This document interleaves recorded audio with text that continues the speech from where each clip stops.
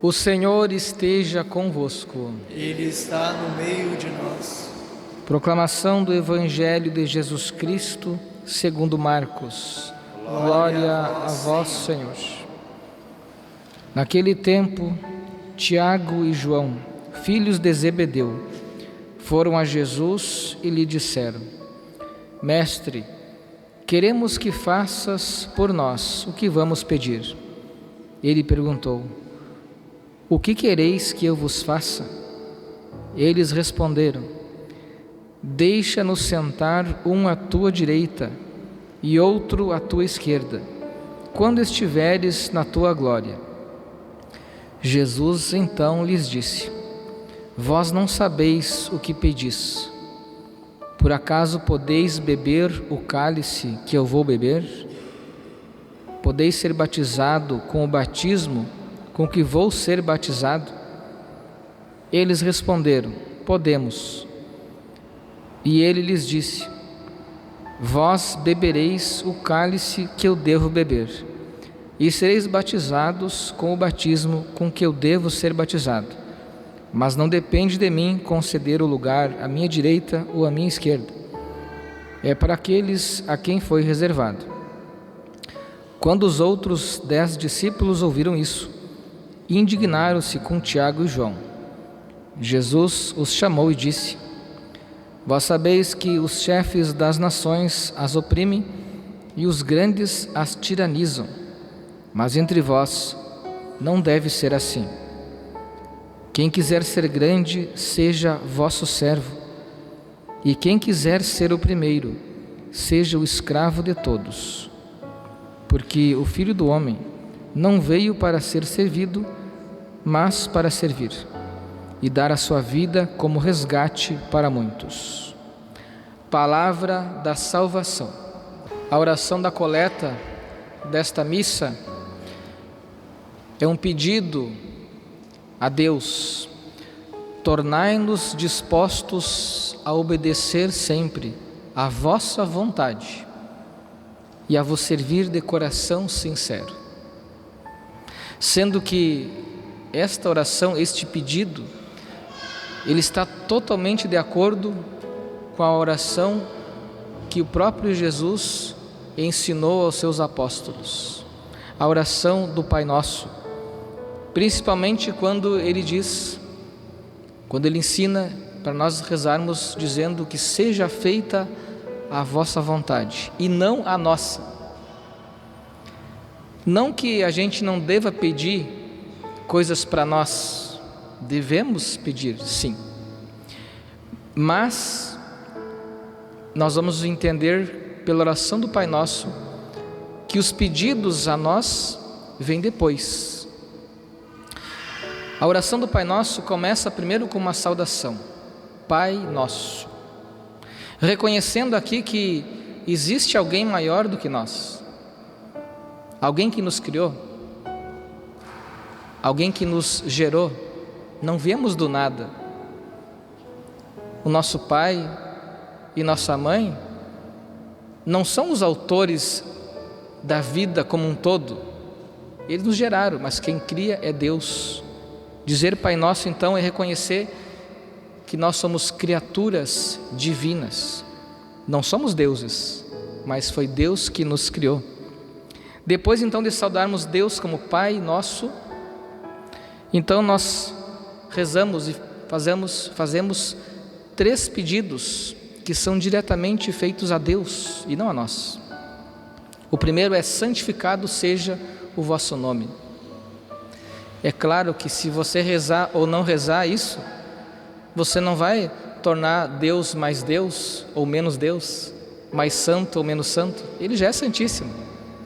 Mas dizer santificado seja o vosso nome significa que Deus seja mais conhecido, mais amado e mais honrado por nós, que suas criaturas. Depois a gente pede: venha a nós o vosso reino. Não queremos já pedir para nós irmos para o seu reino, mas que o reino dele venha até nós. Veja que é um pedido a ele, que ele venha a nós. Venha a nós o vosso reino. E o terceiro pedido então: seja feita a vossa vontade, sujeitando a nossa vida à vontade dele. Depois então é que virão os 4 pedidos que são feitos diretamente a nós, que vão nos favorecer em algumas coisas, algumas necessidades que nós temos.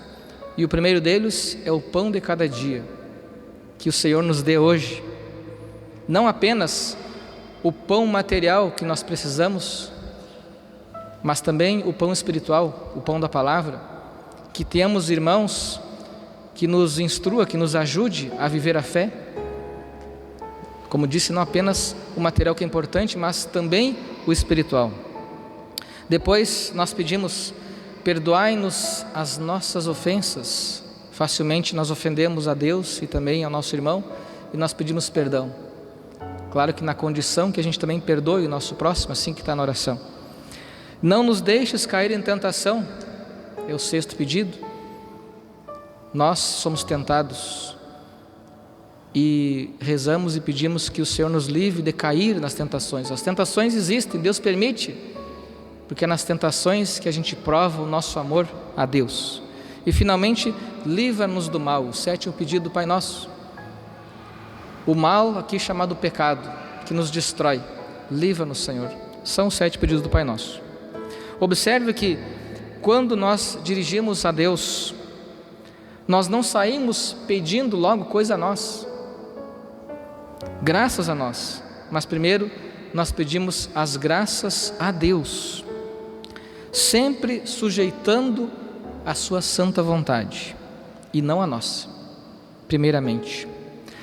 Considerações feitas, olhamos agora para o Evangelho deste domingo e nos deparemos com o pedido dos apóstolos Tiago e João.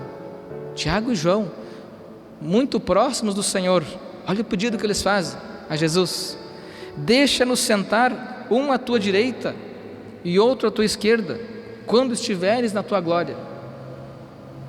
A ousadia desses dois de pedir os primeiros lugares, sendo que antes eles haviam nada mais e nada menos do que exigido de Jesus: queremos que faças por nós o que vamos pedir. Veja, meus queridos, Tiago e João, eles querem que Jesus faça a vontade deles, e não que os dois façam a vontade de Deus. Observar o problema? A dissonância com o Pai Nosso? Aqui nós temos um problema fundamental, não apenas de Tiago e João, mas também dos demais 10 apóstolos, que ficaram indignados. O texto não diz por que se indignaram. Poderia ser porque eles viram o erro que os dois cometeram, mas talvez não. Talvez os 10 também desejassem aquele privilégio, os primeiros lugares. É bem possível que seja isso.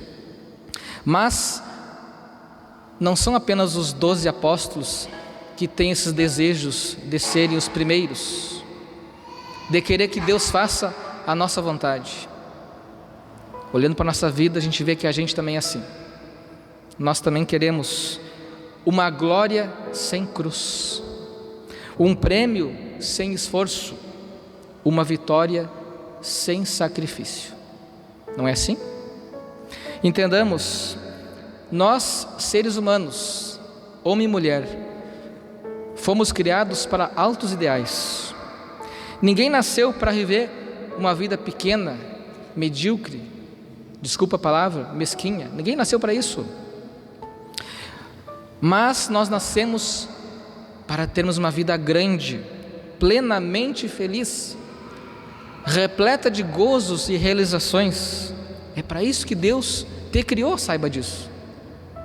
Acontece que a felicidade que você deseja tanto, ela tem um preço a ser pago. E não podemos querer a glória sem passar pela cruz. Quantos querem liberdade e não querem responsabilidade? Quantos querem relação sexual e não querem casar e ter filhos? Quantos querem comungar e não querem se confessar? Quantos querem mudar as leis de Deus e as normas da igreja, em vez de buscar se adaptar a elas? Existem aqueles que querem ganhar sem trabalhar, ser aprovado sem estudar, sucesso sem esforço, colher sem precisar plantar. Quantos querem as bênçãos sem conversão? Querem que Deus os escute e atenda seus pedidos sem ouvir e se adaptar à voz de Deus? Quantos, meus irmãos, que querem que os outros lhe sirvam e não querem servir ninguém? Quantos querem bênçãos de Deus e não querem o Deus das bênçãos, porque Ele é exigente, Ele exige conversão? Pois a resposta, meus irmãos, fundamental de Jesus a tudo isso que eu estou falando é esta: quem quiser ser grande, seja vosso servo. Quem quiser ser o primeiro, seja o escravo de todos. Não podemos desejar o primeiro lugar neste mundo.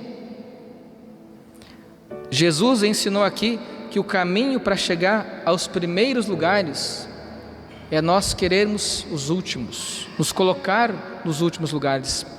Parece uma contradição isso.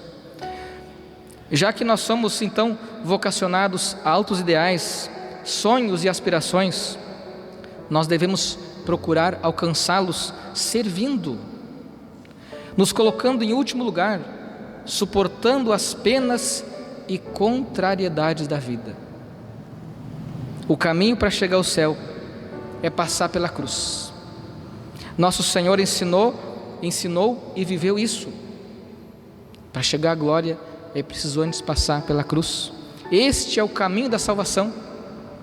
Ele é aquele que se compadeceu de nossas fraquezas e misérias, sendo provado por meio de muitos sofrimentos e culminando com sua morte na cruz.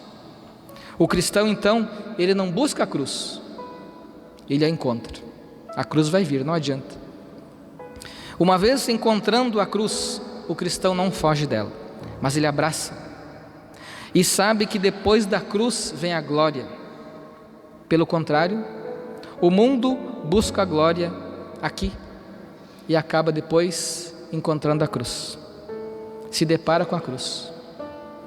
Escolhemos então a glória final, que passa por hoje, nesta vida terrena, abraçarmos a cruz de cada dia, nesta única vida que nós teremos. Então um dia nós estaremos lá nos primeiros lugares. Essa é a tática de Jesus. Quer os primeiros lugares? Quer ser feliz? Quer ser realizado? Sirva a Deus e sirva ao teu próximo. Não existe glória sem cruz. Que o erro de Tiago e João não atinja o nosso coração. Na verdade, Tiago e João, eles cometeram esse erro, mas se você for ver a vida dele e dos demais apóstolos, eles superaram esse erro, porque apenas um deles não se tornou santo. Os demais todos superaram este erro, deram sua vida por Cristo, foram batizados no mesmo batismo que Jesus, foram mortos ou morreram em estado de graça. Hoje são santos e intercedem por nós. Alcançaram os primeiros lugares, mas depois disso eles começaram a se anular.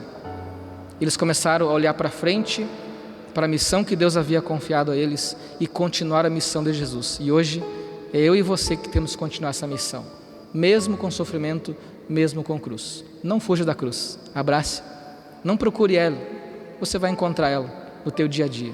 Abrace-a, se doe por uma causa, a causa de Cristo, servindo ao teu próximo, e encontrarás um dia a glória. Louvado seja nosso Senhor Jesus Cristo. Para sempre seja louvado.